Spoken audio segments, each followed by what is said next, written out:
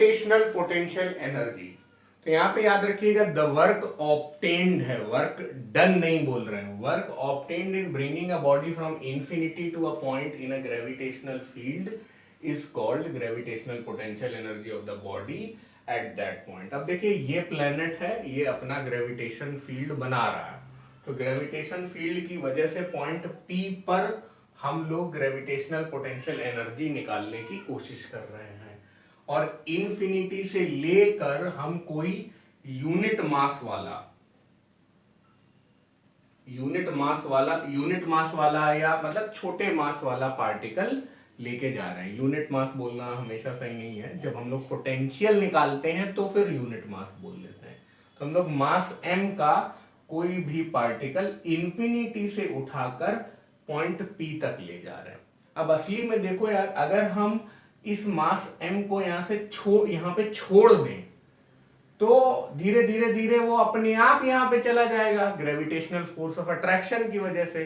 तो इसलिए हम कोई वर्क डन नहीं कर रहे हैं, वर्क ऑब्टेन्ड कर रहे हैं। और कोई वर्क डन नहीं है, वर्क अपने आप हुआ जा रहा है, इसलिए ग्रेविटेशनल पोटेंशियल एनर्जी जो होती है वो हमेशा नेगेटिव होती है। इसका फॉर्मूला लास्ट में हम लोग डिराइव करेंगे, वो भी नेगेटिव ही आएगा। तो अब जो पोटेंशियल एनर्जी का हम लोगों ने डेफिनेशन अभी लिखा, वो U is equal to W infinity से लेके किसी R डिस्टेंस तक लिया है। मतलब पहले डिस्टेंस इंफिनिटी थी, अब डिस्टेंस R है। ये काम हम लोगों ने किया। अब इसी चीज को हम लोग थोड़ा सा इंटीग्रल में ले आते हैं। ठीक है, इतना कॉपी कर लीजिए पहले बच्चों।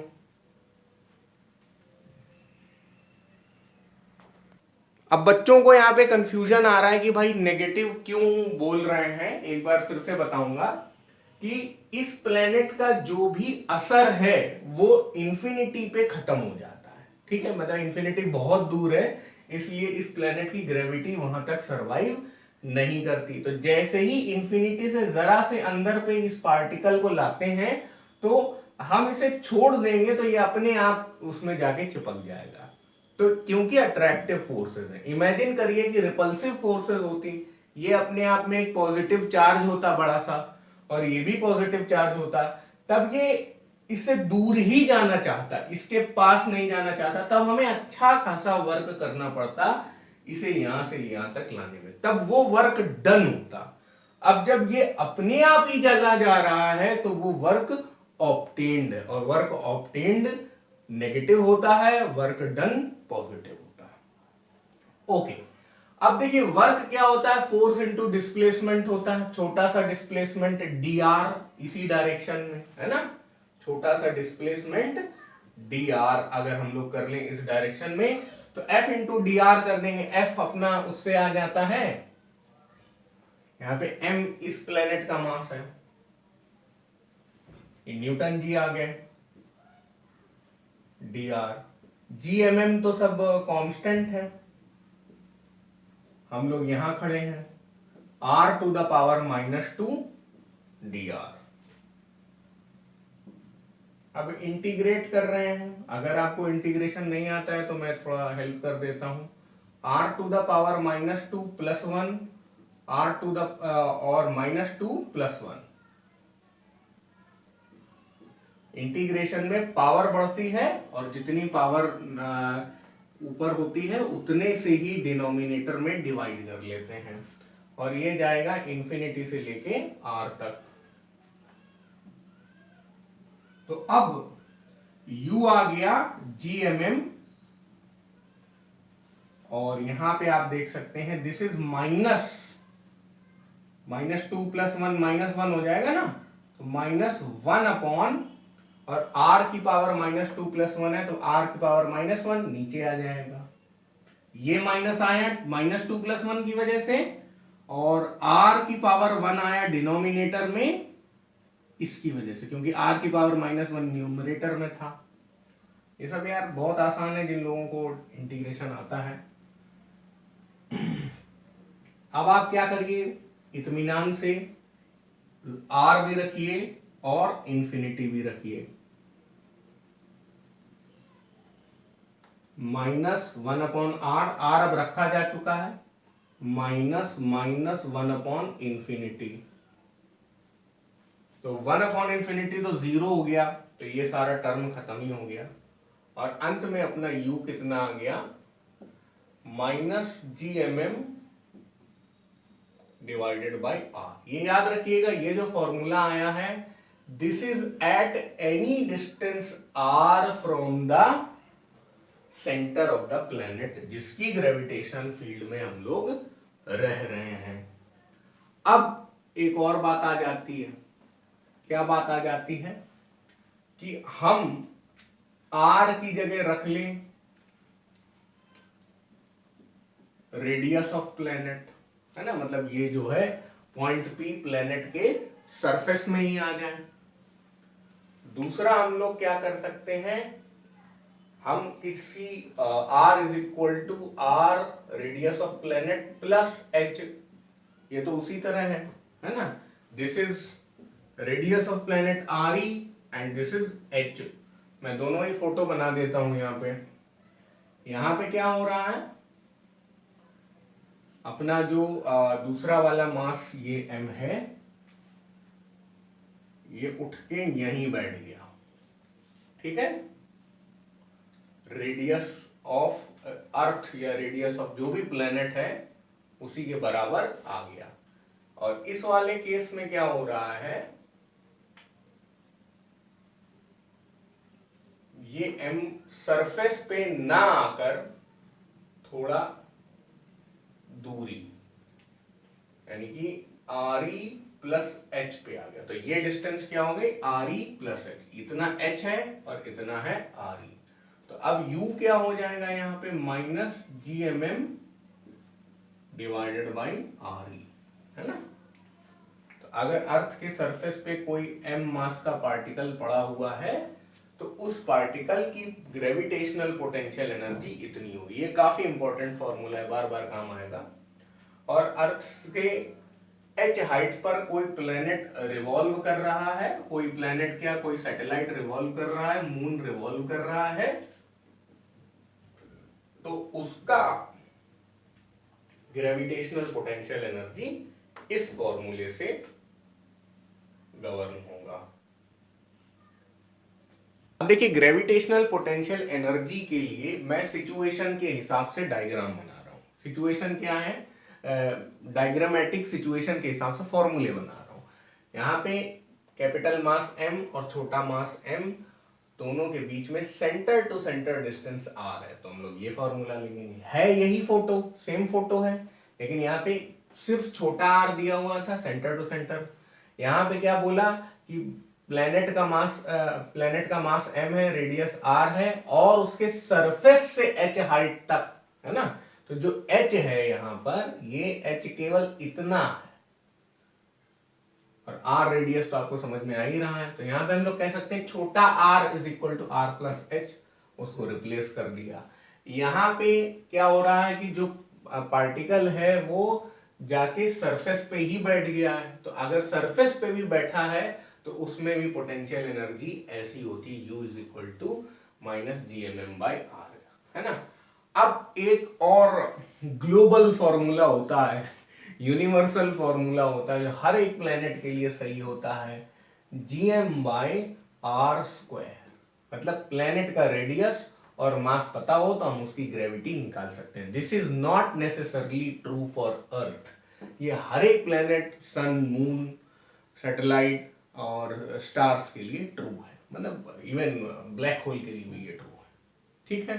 तो इधर ये ना यूज करके हम लोग क्या लिखते हैं, gm बराबर gr स्क्वायर। और आप देखेंगे कि इस पूरे चैप्टर में हम लोग इसके साथ खिलवाड़ हमेशा करेंगे। जब जब हमें gm दिखाई देगा तो हम लोग कहेंगे अरे ये भी तो कर सकते हैं, gr square divided by m divided by r। देखिए ये मत करिएगा कि ये r और ये r कैंसिल कर ले, है ना, ये r सिर्फ यहां तक है ना, ये r सिर्फ यहां तक है, यहां पे तो r बना ही हुआ है। और यहां पे आप देख सकते हैं u is equal to GR² R+H, ये कर सकते हैं। यहाँ पे U = GRR/M, यहाँ कर सकते हैं, यहाँ कैंसिलेशन पॉसिबल है। तो ये तो बहुत बढ़िया हो गया। पोटेंशियल एनर्जी = गरम, है ना। तो you can keep on making फॉर्मूले। मैं ये आपको यहाँ पे सिखाना चाहता था कि जैसा सवाल में बोला गया हो वैसा वैसा करते जाइए, बाकी आप कहाँ तक फॉर्मूले याद करेंगे, है ना। तो इस पूरे प्रकरण में हम लोग बक्से कितने सारे बना लिए? बक्से हम लोगों ने 6 बक्से बना लिए, लेकिन याद आपको क्या क्या करना? ये और ये, बाकी सब आप वहीं बैठ के डिराइव कर लेंगे। Maximum height attend bye a projectile. तो देखिए, हम लोग प्रोजेक्टाइल पहले पढ़ रहे थे मोशन इन अ प्लेन में। तब क्या था कि अर्थ जो थी हमारी बहुत बड़ी थी, मतलब वहां पे फ्लैट अर्थ कॉन्सेप्ट था कि अर्थ इतनी बड़ी है कि उसके सामने हमारा ये जो पैराबोला है वो बहुत छोटा सा है। साइज ऑफ प्रोजेक्टाइल ट्रेजेक्ट्री बहुत छोटी है। लेकिन अब हम लोग ग्रेविटेशन में आ गए, यहाँ पे प्रोजेक्टाइल ट्रेजेक्ट्री काफी ज्यादा है। यहाँ पे क्या हो रहा है कि इंडिया पाकिस्तान आर्मीज जो हैं वो बॉर्डर पे खड़े होके 10-20 किलोमीटर की दूरी में फायरिंग कर रही है, लेकिन यहां पर पूरा इंटरनेशनल डिस्टेंसेस है, मतलब कि जो डिस्टेंस है वो 4000, 5000, 10,000 किलोमीटर के आसपास है कि आप एक कंट्री से दूसरे कंट्री पर मिसाइल दाग सकते हैं, उस पर एटॉमिक हमला कर सकते हैं अपने यहाँ बैठे बैठे।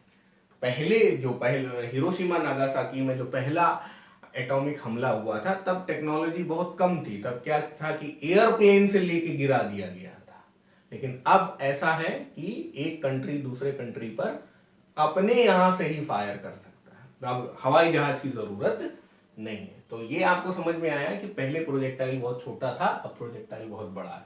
इसमें इस पूरी जर्नी में एक्सेलरेशन ड्यू टू ग्रेविटी हम लोग ने क्या किया था? कांस्टेंट माना था। लेकिन इस जर्नी में जैसे जैसे ये ऊपर जाता जाएगा तो ग्रेविटी कम होती जाएगी। तो याद रखिएगा, यहां पे ग्रेविटी कांस्टेंट है और यहां पे ग्रेविटी वेरिएबल है। ऊपर जाने में ग्रेविटी कम हो रही है, हम लोग जानते भी हैं। तो इसलिए यहां पे 3 इक्वेशंस ऑफ मोशन लग सकती हैं, यहां पे 3 इक्वेशंस ऑफ मोशन नहीं लग सकती। यहां पे एंगल ऑफ प्रोजेक्शन मैटर करता है, यहां पे एंगल ऑफ प्रोजेक्शन नहीं मैटर करता, वो उतना ही ऊपर जाएगा।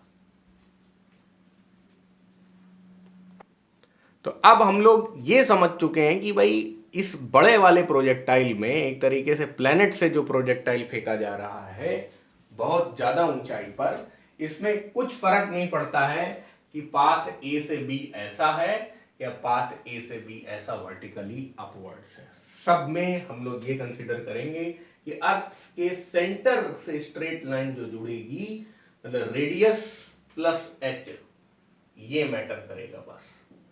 एंगल नहीं मैटर करेगा, पोजीशन नहीं मैटर करेगी। कैसे? हम ये बोलेंगे कि ग्रेविटेशनल फील्ड एक कंजर्वेटिव फोर्स है, तो इसलिए वर्क डन जो है वो पाथ पर निर्भर नहीं करेगा। अब क्योंकि वर्क डन की बात कर रहे हैं, इसीलिए हम लोग जो अपनी सारी कैलकुलेशंस हैं वो फोर्स के हिसाब से नहीं कर रहे हैं, हम लोग पोटेंशियल एनर्जी के हिसाब से कर रहे हैं। चलो, पॉइंट ए जो है वो सरफेस ऑफ द अर्थ है, या ये a surface of the earth है, पर है यहां पर पोटेंशियल एनर्जी क्या होगी? GMM/r। और पॉइंट बी जो सेंटर से r+h हाइट पर है, वहां पे हो जाएगी GMM/r+h, है ना, -GMM/r+h। अब डेल्टा यू क्या है? चेंज इन पोटेंशियल एनर्जी, ये निकालते हैं। चलो, फाइनल, ये है फाइनल माइनस इनिशियल, फेंका तो प्रोजेक्टाइल ऐसे ही गया है, तो डेल्टा यू निकालेंगे। यू बी क्या है? -GMM/r+h। सारे स्टेप लिखता हूं मैं ताकि कोई गलती ना हो। ओके, अब आप क्या करिए? -GMM को कॉमन ले लीजिए, तो 1/r+h आएगा यहाँ पे, प्लस GMM को ले लिया जाए क्या, चलो कोई बात नहीं, जो भी होगा देखा जाएगा। ठीक है, अब ये एक्चुअली प्लस हो चुका होगा, माइनस और ये वाला प्लस, माइनस GMM को कॉमन ले लिया तो ये यहाँ आया और माइनस माइनस प्लस, तो सब कुछ बढ़िया चल रहा है। अच्छा, अब आप डेल्टा यू यहाँ से निकालिए, माइनस GMM r+h, मतलब एलसीएम में तो कुछ खास काम किया नहीं जा सकता है, तो r माइनस r+h, तो यहां से आपको ऊपर -h मिलेगा, कोई दिक्कत नहीं है, ये माइनस और ये माइनस प्लस हो जाएंगे। डेल्टा यू है, चेंज है, इसलिए वैसे भी मैग्नीट्यूड में हम ज्यादा इंटरेस्टेड हैं, साइन में इंटरेस्टेड नहीं है। यहाँ पे वैसे तो ये स्केलर क्वांटिटी होती है, लेकिन नेगेटिव साइन इसमें क्यों आता है, ये आता है वर्क डन की वजह से। अगर आप पोटेंशियल एनर्जी यहाँ पे निकालते हैं तो उस पॉइंट को, अगर उस टेस्ट मास को अगर छोड़ देते हैं तो वो m अपने आप इसकी तरफ चला जाता है, इसलिए negative work is done, work is not done, work is obtained. ये सारी चीजें हम लोग पहले कर चुके हैं, वहां पे आप देख लीजिए। इसी लेक्चर में पीछे की तरफ जब हम लोगों ने इसकी पोटेंशियल एनर्जी की डेफिनेशन या पोटेंशियल की डेफिनेशन पढ़ी थी, उस समय मैंने ये सारी चीजें कवर की है। खैर, डेल्टा यू आ गए यहाँ पर, कितना आ गया, माइनस प्लस GMM, है ना, plus GMMH divided by r into r+h। ये हम लोग को अच्छा नहीं लग रहा है क्योंकि कुछ मजा नहीं आ रहा है, लेकिन एक चीज हम लोग ने पढ़ी थी कि GM is equal to GR², ये हमेशा हम लोग यूज करते रहते हैं। तो GRR लिख लिया, इस GM की जगह GR² रख लिया, MH यहाँ पे मल्टीप्लाई आ रहा है r+h। ठीक है, अभी भी हमें मजा नहीं आ रहा, मजा लेते हैं। देखिए MGH, इन्हें एक साथ कर लिया,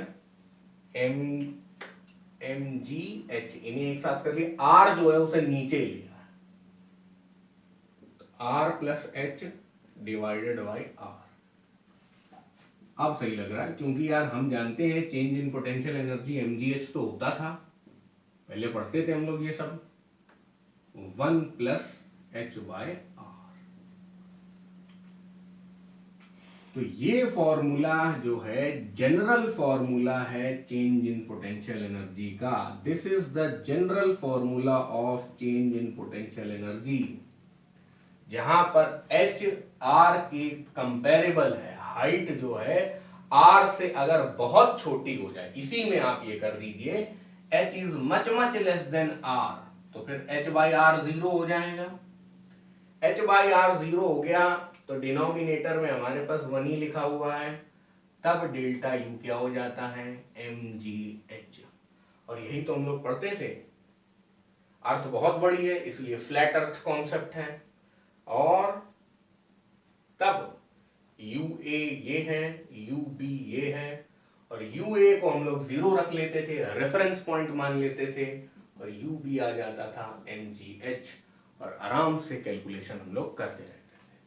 लेकिन ये उसका और भी ज्यादा अच्छा फॉर्मूला है, जहां पे कोई स्पेशल केस नहीं है। आपको ये समझना है कि इस जनरल फॉर्मूले का ये स्पेशल केस है, जहां पे h is much much less than the radius of the planet। अब दूसरा केस हम लोग कर सकते हैं h is much much greater than r वाला, जहां पर डेल्टा यू कैसा हो जाएगा, आपको फिर यहां देखने की जरूरत नहीं, आप यहीं से देख लीजिए। रेडियस के मुकाबले जब हाइट बहुत ज्यादा हो जाएगी, यानी पॉइंट बी जो है वो इंफिनिटी में पहुंच जाएगा, तो r+h भी इंफिनिटी होगा, तो ये पूरा ही टर्म 0 हो जाएगा, तब डेल्टा यू बहुत ही आसान हो जाएगा, -GMM/r, ऐसा, यानी कि delta U is equal to plus GMM by R, ऐसा आप याद कर सकते हैं। या आप अगर छोटा g यहां पे लाना चाहते हैं तो GRR M divided by R. अरे ये कुछ नहीं है, GM is equal to GR square करते थे ना, वही कर रहे हैं। ये RR कैंसल हो गया, तब डेल्टा U क्या आ जाएगा, MGR। ये भी मस्त फॉर्मूला आ गया है ना।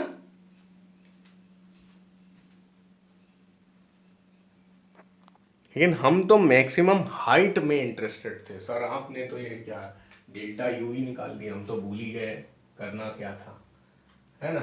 कोई दिक्कत नहीं है, वह डेल्टा यू निकालना भी अपने आप में क्वेश्चन हो सकता था बहुत अच्छा, और इसकी जरूरत भी थी यहाँ पे।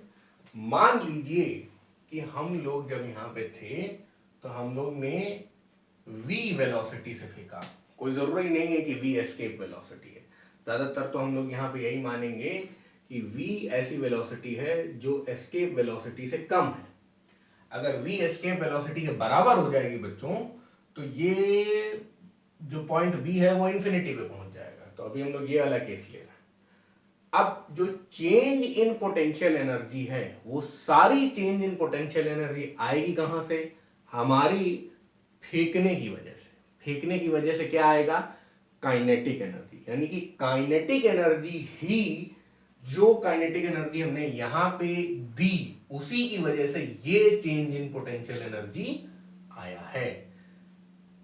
This change in potential energy has come because of the kinetic energy provided by us when we have thrown it with the velocity v, and here we are considering v less than the escape velocity। चलिए, थोड़ी ज्यादा अंग्रेजी हो गई। अब आ जाते हैं half mv square. Half mv square हमने काइनेटिक एनर्जी दी जिसने डेल्टा u लाने में कंट्रीब्यूट किया। m क्या है, इस पार्टिकल का मास, है ना, क्योंकि जब तक पार्टिकल का मास नहीं होगा तब तक हम लोग potential energy of the system, कौन सा system, particle and the planet की बात नहीं कर पाएंगे। ठीक है, तो डेल्टा यू क्या है, mgh divided by 1 plus h by R. अब यहां से हमें H को आइसोलेट करना, करेंगे आइसोलेट। तो पहली बात तो 2 को उस तरफ ले जाओ, ठीक है,